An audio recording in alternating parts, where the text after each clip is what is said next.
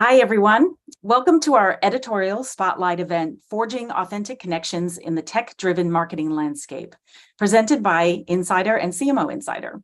I'm your host, Julia Hood, an executive editor at Insider. We launched CMO Insider during the 2023 Cannes Lion Festival of Creativity as a destination for marketing leaders to share perspectives on their evolving role and responsibilities through video, through events like these, through contributed articles, columns, and profiles.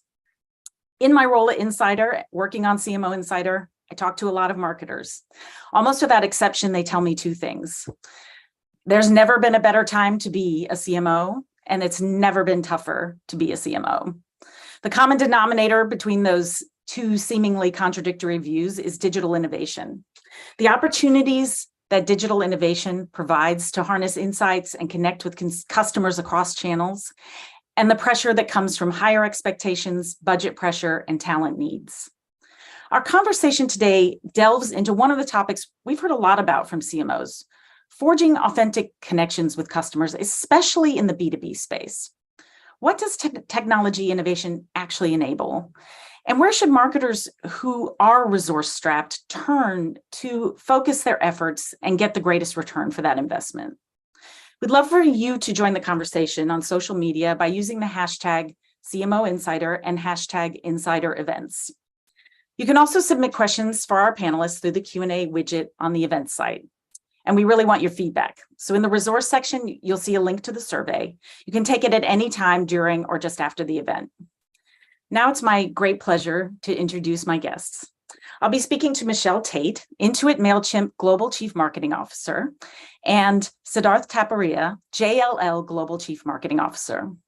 Siddharth is part of our CMO Insider Advisory Council, and he told us in a video interview that his team is piloting over 15 AI applications and working to find the balance between traditional channels, which are still effective, and the new opportunities presented by digital disruption.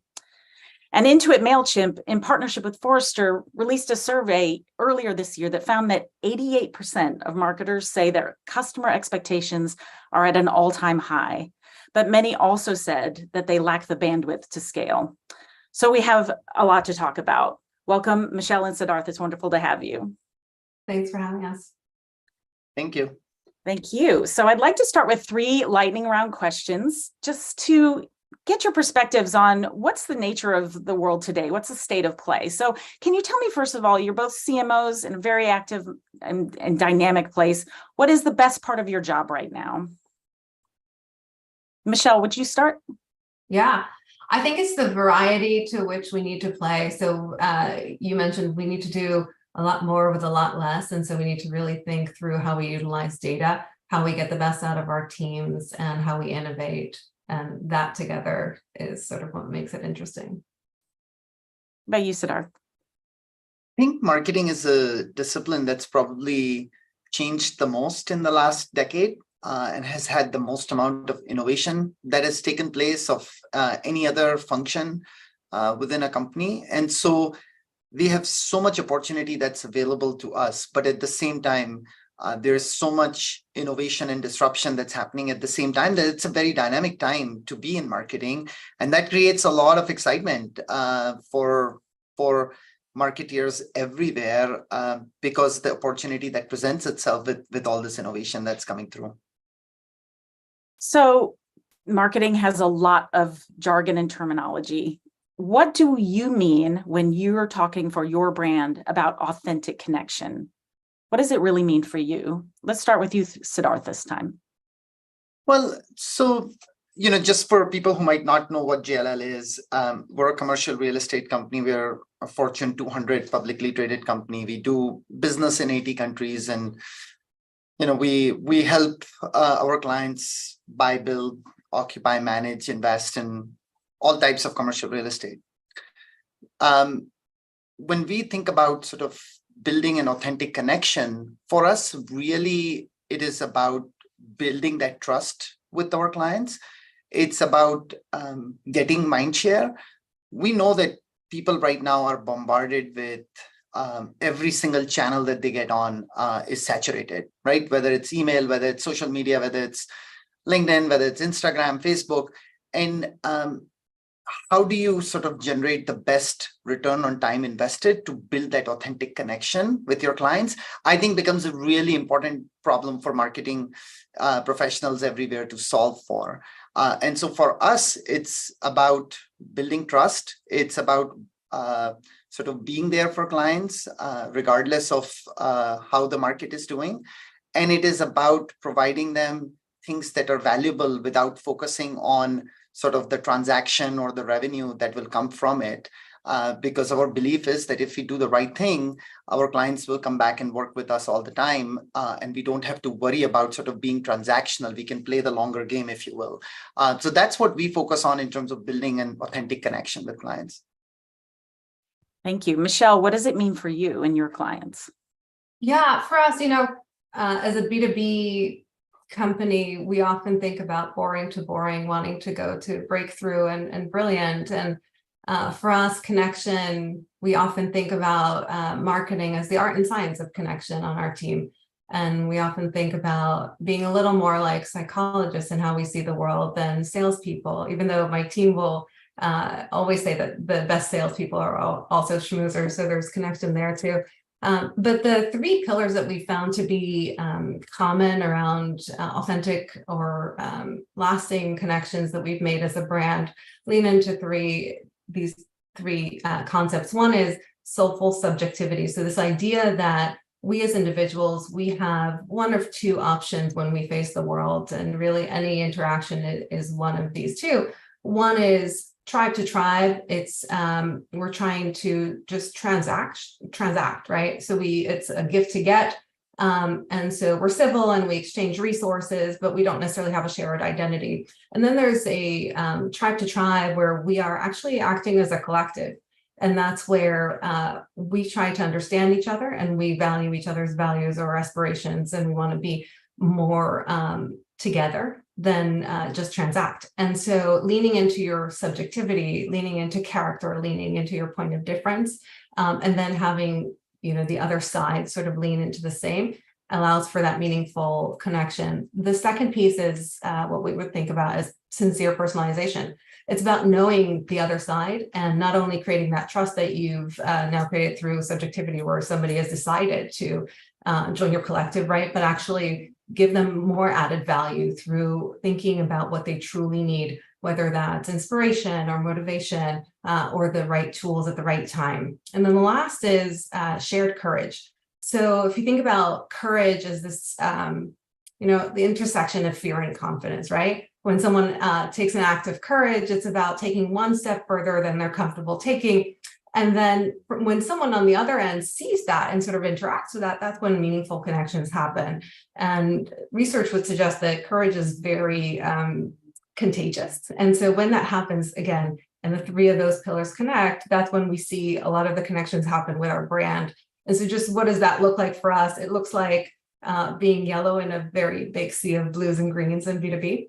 And not being afraid to be that sort of expert absurdist with an I'll cut that or our customer campaign or any of the work that you've seen from us, but also talk ROI when we need to. And then, really thinking about where our customers are at and meeting them alongside their journey in the right places with the right tools and offerings.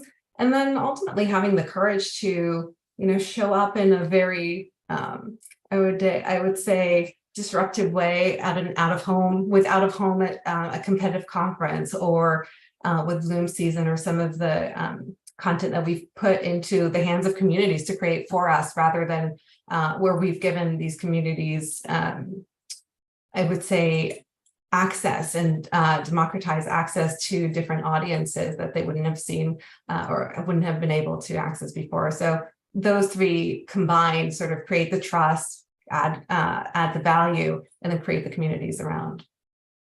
Thank you. So you're both in the B2B space, but your customers have very different types of goals and probably different journeys. Can you each give us one or two concrete examples of how you're leveraging tech innovation, digital connections to improve the customer experience or to understand their expectations better? Siddharth, would you start? Yeah, happy to. We work in an industry which is very sensitive to not just changing client needs, but also changing market needs, right? Where we have a lot of sensitivity to what's happening macroeconomically, what's happening with interest rates and so forth. And so one of the things that becomes really vitally important for us is to be able to provide insights to our clients. And digital tools are a medium that we have used quite consistently to reach our clients and again, build that connection, build that trust with them. We have a very, very large size team that does in-house research. We're one of the premier providers of research around commercial real estate. And we do that research for our clients to make sure that our clients have the best insights available to them. And then we're able to take that research and reach our clients using digital tools, whether it is through LinkedIn, whether it is through other channels, get it in their hands and have them benefit from the insights that we're providing. But it also gives us the ability to build our brand, to build that connection with our clients in turn. And in order to do that, we use a large plethora of digital tools, now even increasingly artificial intelligence tools, to generate content, to create posts for us on social media, to make them available to our clients when they need them, at the point when there is a need. So there's many examples of how you can use the digital technologies to connect with clients. That's just one, but again, it has to be done with intention. And the intention ultimately, I believe, has to be you're either trying to build your brand or you're trying to capture demand coming in from clients.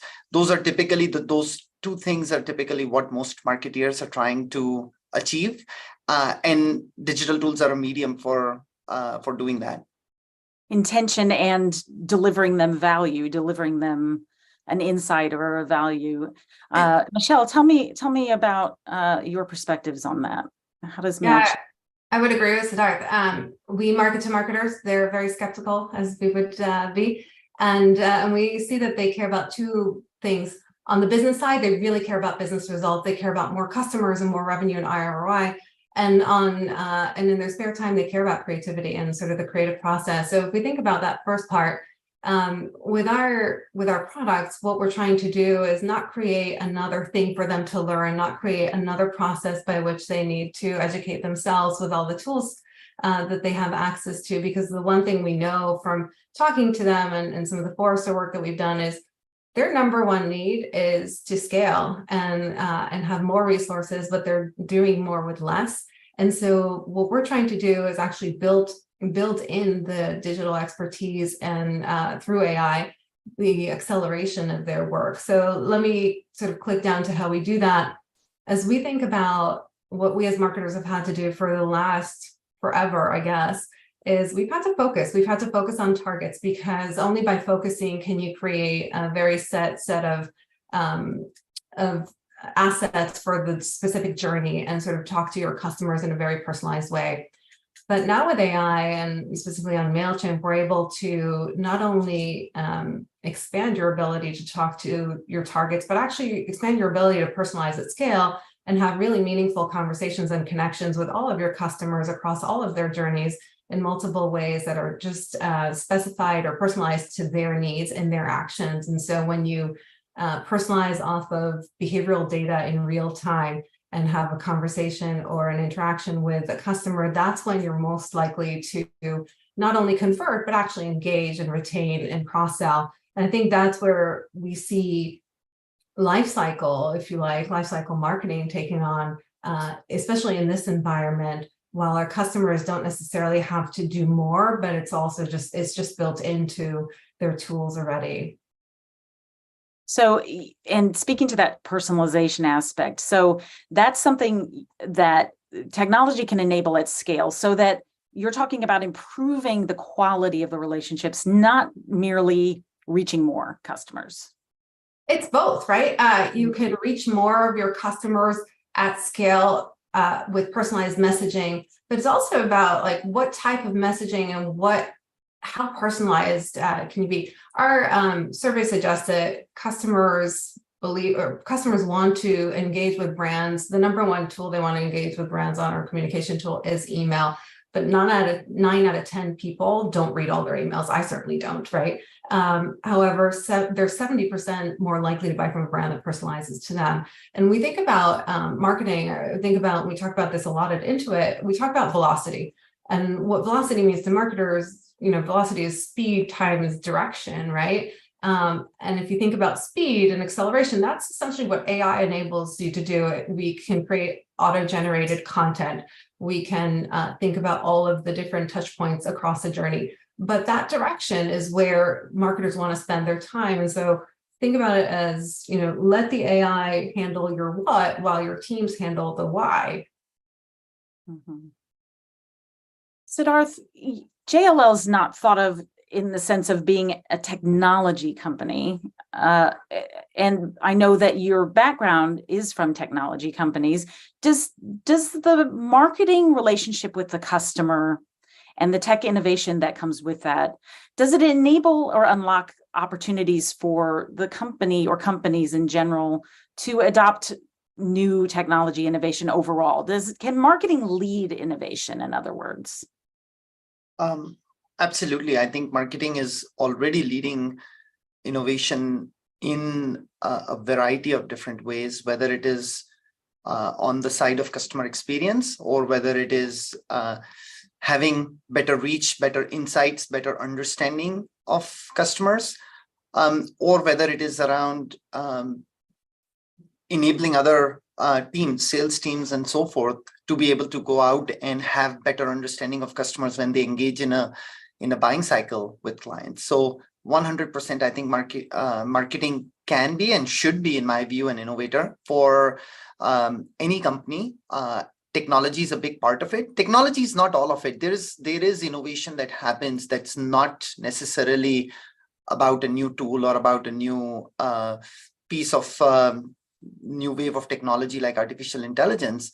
You have to be innovative as a marketeer, whether it is around your messaging, whether it is around building your brand, around what is going to resonate with clients.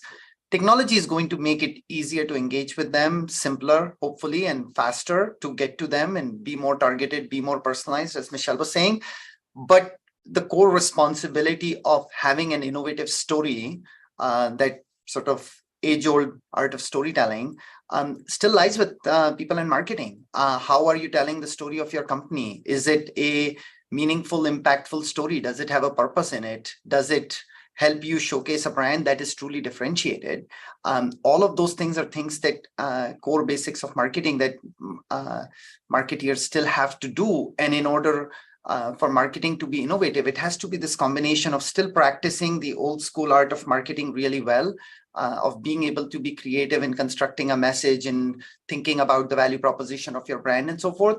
And then combining that with how are you going to get that message more effectively in front of clients, and how can you learn as much as possible about your client needs using technology innovation. Yes, Michelle, I know that you also see that obviously technology innovation isn't in a vacuum. There are many other channels that you reach your customers. Can you tell us about how these different channels work together? Yeah. We think about our customers as humans, right? And as humans, they interact, or we'd like them to interact with us on and off platform. And off platform, they're not thinking about buying MarTech tools. They're thinking about creativity and what inspires them. And we as a brand, as a business, we strive to be sort of the Nike of SaaS.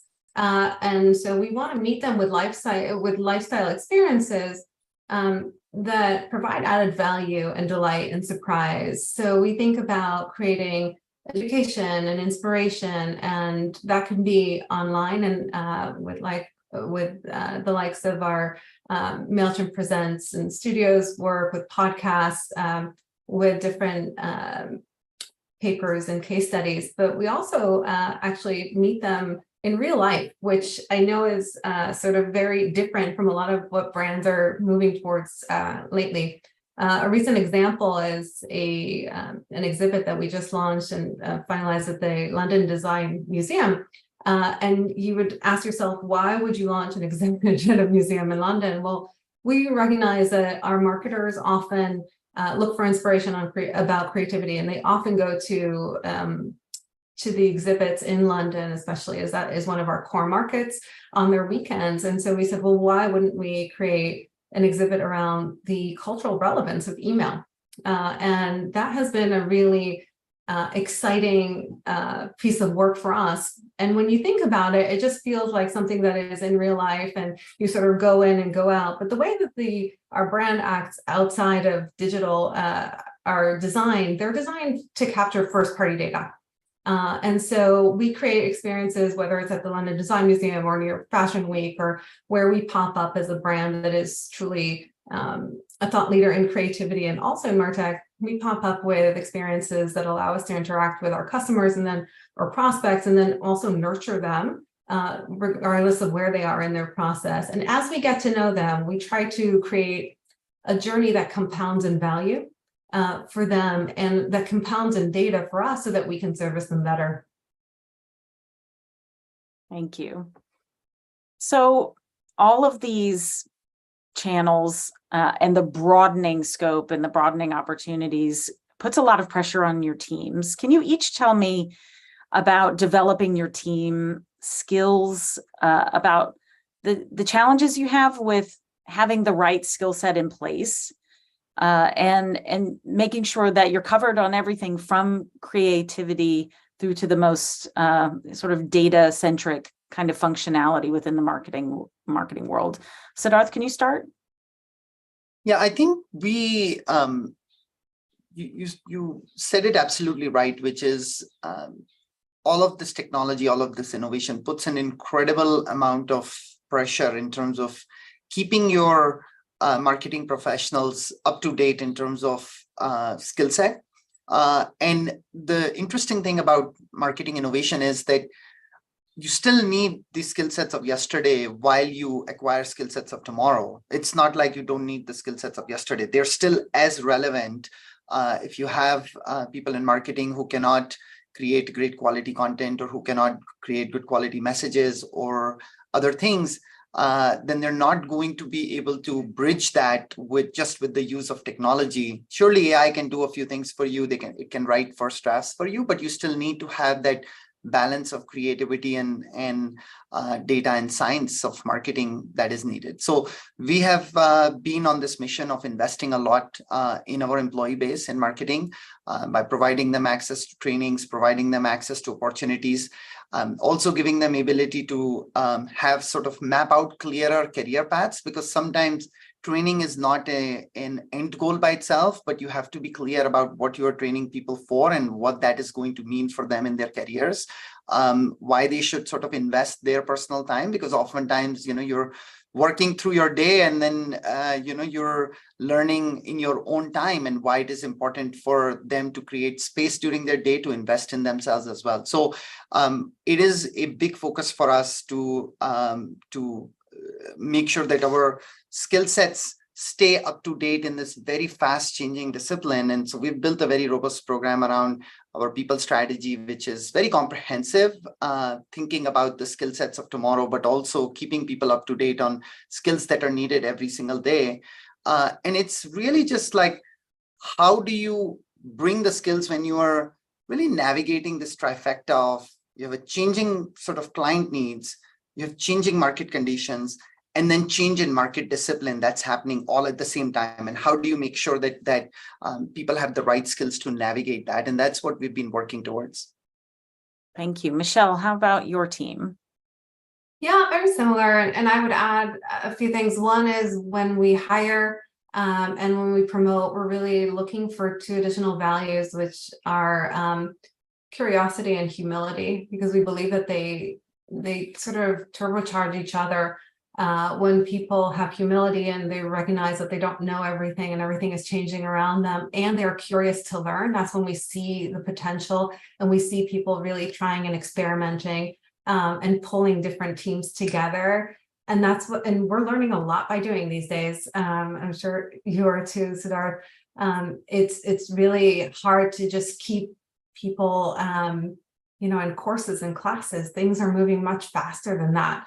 I think the other thing that we're doing is we're experimenting a lot with mobility moves across marketing, because what we're finding is that the more mobility, the more diversity of experiences, the better people are able to adapt to change and bring different viewpoints in. And then lastly, we have this slightly corny, but it's our hashtag on our team. It's called Beat Our Best. And the intent is really to do better work today than we did yesterday, and continuously think through what might it look like if we tried it differently. And that has that mindset has really moved our team to just bigger, bolder, experimentation. And especially with the tools that we have now, we have an in-house agency called Wink, the creative agency. They're doing a lot of experimentation on different tools like Midjourney and others. And the way that we're using them is not only to brainstorm, but also to concept and to show versus tell. And so that's been really insightful for us, and sort of has moved the needle on speed and velocity, as we as a team can very quickly interchange ideas and what they sort of look like in front of our customers, what they would look like to us. We can test them really quickly. So I would say it's not just sort of learning, but it's actually like using this stuff and seeing whether it sticks or not, and then using it with our customers and seeing how they react to it. And how much time do you need to invest in that experimentation? I don't think it's about how you invest in that experimentation, but rather the work that you do is set up as an experiment always. So it's built in, right? It's not an additional factor. That's an interesting distinction. I like the way that's drawn. So we know that budget constraints are very real. There's a lot of uncertainty out there that is keeping organizations very cautious right now. So if you were really, imagine you're just talking to a truly cash-strapped CMO who doesn't really know where they should start thinking about it. What do you think would be some of the first steps in actually taking that next step towards, the opportunities presented by generative AI, for example? How do you assess where to put the investment? Michelle, would you like to start? Sure. I would think about what type of data you have and how do you get more first-party data. That is where I would put my money, because the minute you have more first-party data, again, we often think about marketing as acquisition, but it costs 5x more to acquire a customer than it does to cross-sell or upsell a current customer and engage them and retain them. And so just thinking about the full life cycle rather than just the acquisition part, which is where a lot of the money is spent, is really how I would think about it. That's really good advice. Siddharth, how about you? What advice would you give? I go back to, if you're truly cash-strapped, focus on things that will drive value that can be demonstrated. To me, it's sort of in three parts. One is clarity of message and clarity of brand distinction. Really important for any company to have. Be clear about what your story is and what is your why, and why should someone pay attention to what you have to say. Second piece is get your customer acquisition, cross-sell, upsell machine, make it well-oiled, and make sure that you are able to demonstrate that value very clearly, because that is everything. So not just focus on bringing in demand, but also just quantifying it and being clear about how much value marketing is created, so that you can very clearly say, for every dollar that is invested in marketing, what is the net impact on the company? And then I would say probably the third thing that's sort of related is make sure, no matter how cash-strapped you are, you leave a little bit of money aside for experimentation and learning, because we now have access to tools and technologies that can make these things dramatically easier to do.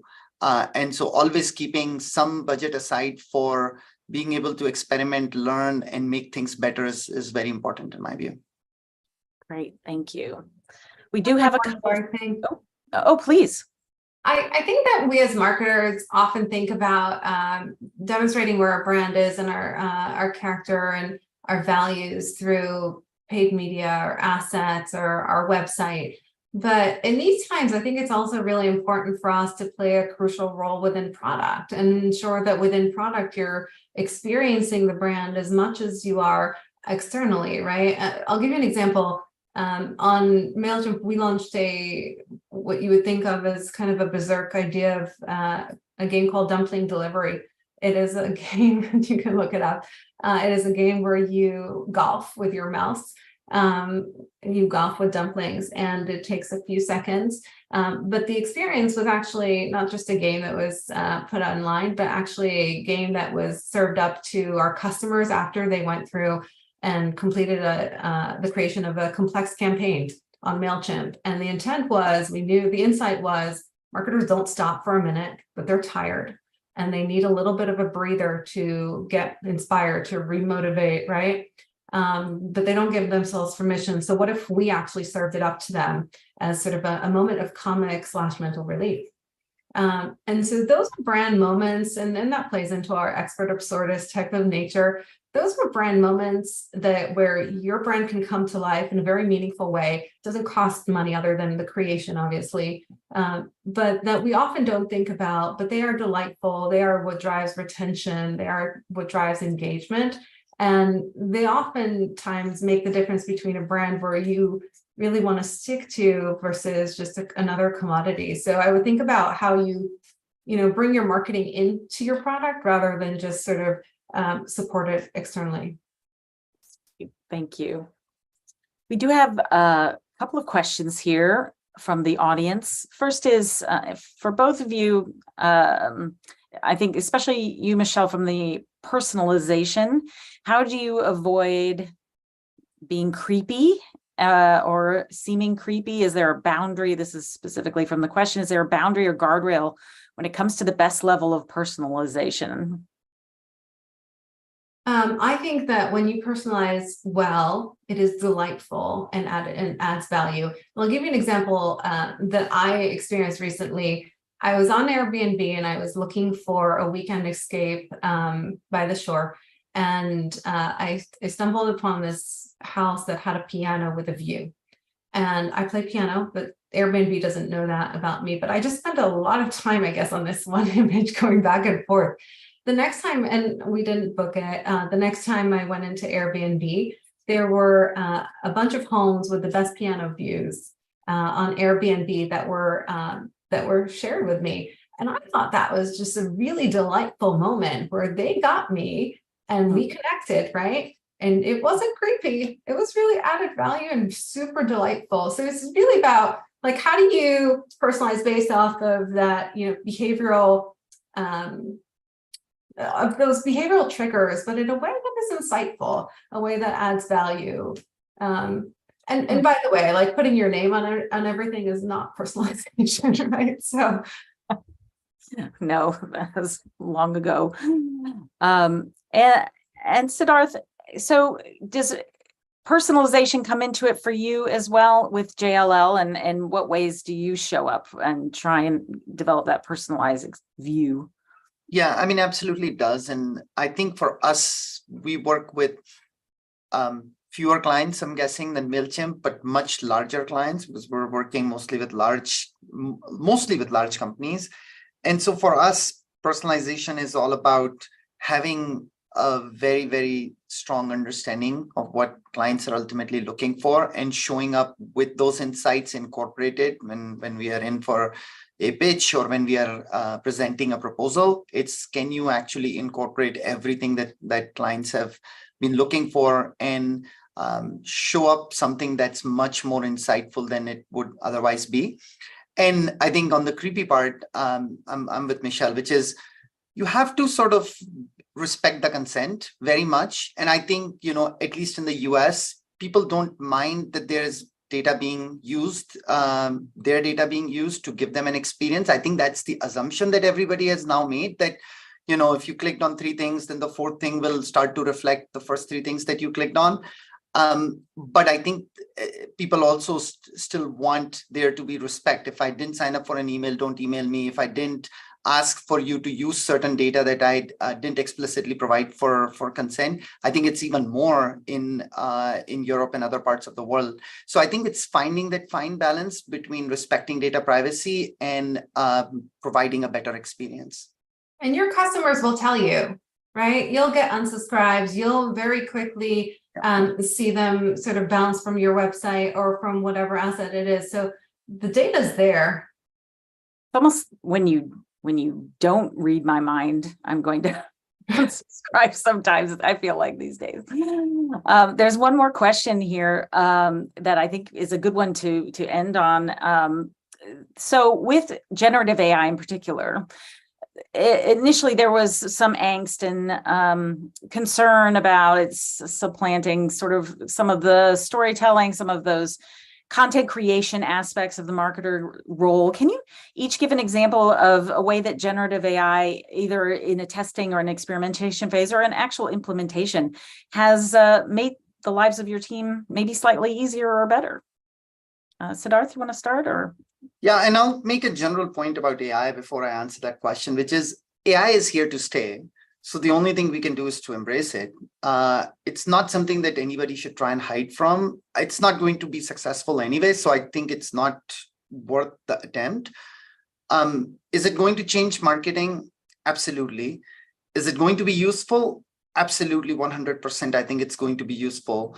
And I think the part that we have to take on very seriously as marketing leaders is we have to make sure that we're preparing our people for the transformation that is going to come as AI is integrated much more, both in our work lives as well as in our daily lives. And I'm talking obviously about generative AI in this case.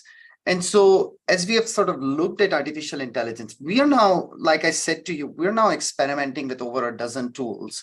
We have our own large language model for commercial real estate called GLL-GPT, which we have been able to train and launch for benefit of our clients as well. It has been a whole series of, things that you can now start using artificial intelligence for and generative AI for, whether it is some of the basic use cases have been there for a bit, first drafts, whether it is, writing press releases, content, emails, etc. All of that has been there. For us, a new use case is being able to sort of generate higher and higher quality images that we can then use. Oftentimes we'll be able to demonstrate to people what a current property looks like, but what it could look like once it's been renovated and in the future. That's something that is much easier now. You don't require artist renderings or anything like that. You can just directly use artificial intelligence. At the end of the day, I think it's about freeing up our people to do more strategic work. It's not about, taking people's jobs. I think AI is going to be, in that context, much more additive. Creativity is still going to be needed.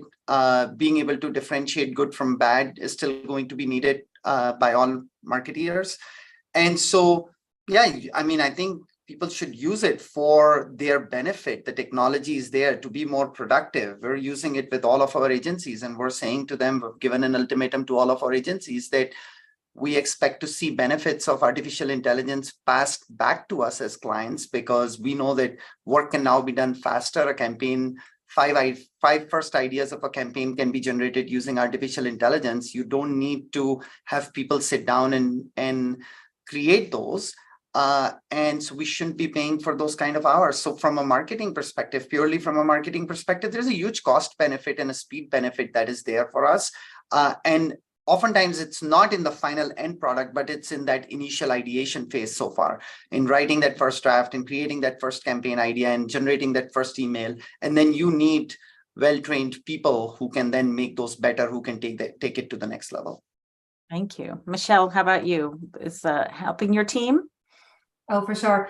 We're having so much fun with it, I have to say. In our latest campaign development, we have a campaign called Turn Your Customers into Customers. And the customer is a ball of customers, and essentially it talks to the problem that a lot of marketers have with their data, where they treat all their customers who did something in common as the same type of customer and serve them up the same messaging. And the creative team, Wink, had this idea of a cluster and showcasing this ball of people that are sort of tied together. It took them less than an hour to pull that image from Midjourney and for us to have a conversation about what the customer could be. And then we started tweaking based off of our use cases to just understand whether we could expand the concept. And what we did was we then took that into, so we as a team got into, we had 3 concepts, we narrowed into one, I think within a week, right? But they could create that within a few hours and then tweak it based off of our conversations. Then we took it into qual, as we usually do in different countries. And in the qual, we were able to actually tweak the images and the assets that we were testing as we were going, as we were finding out the insights. So there's no, you take something into qual, you have animatics, it takes a whole 2 weeks to create those animatics, and then you sort of build on the insights. No, within real time, you create the assets that you believe, or a version of the assets that you believe will work. We learned off of that and then went into production and created our own assets with the customer. And we just found out this week that it is one of the highest rated ads on Ipsos globally on B2B and B2C ads. And so that type of sort of accelerated experimentation where you're not waiting, you're just going and you know what you're going to create, and you sort of know how it's going to land with customers because it's so much closer to what you showed them. That for us has been really great. Another piece that I think is also as important but doesn't get talked about a lot is we're in this, especially marketers, we're in this age where everything's changing. And so leadership becomes a really big asset, and people are becoming people leaders very, very quickly, perhaps more quickly than they have in the past. And they don't necessarily have the tools. And we really pride ourselves into it with people leadership and providing them with the right tools. Gen AI has also become sort of a buddy tool for how do I have this really hard conversation and give feedback to an employee of mine, or maybe it's feedback to a colleague of mine where I need to work more closely or in a better way with them. Having that buddy system or just a way to sort of practice is really valuable and has really accelerated our ability to manage people in a meaningful way. And I'll even tell you, as someone whose mother tongue is not English, I grew up in Israel, sometimes I'm trying to find the right way to say something, and it's just so much easier, right? As a people manager, as a leader. And so we shouldn't sort of underestimate that impact too. That's fantastic. Internal and external applications. It's really great. Thank you both. And thank you so much for participating in this conversation. I think what I really love that we've got to is, I think, some really concrete things that any CMO who, even those who don't have a lot of budget to apply to this, can start doing, looking at data and thinking about the tools that will help their internal teams be more efficient and potentially help them do more with less. Thank you for tuning in, everyone. The discussion does not have to end here. You can continue to share your thoughts using the hashtag CMO Insider and hashtag Insider Events. Be sure to follow Insider on social media for more coverage of this and more topics. And please check out CMO Insider on our site. And we've got a wealth of resources in our resource section here on the site that you can tune into as well. And please make sure to take our event survey right after this concludes. I'm Julia Hood from Insider. Thank you so much for watching and have a great day.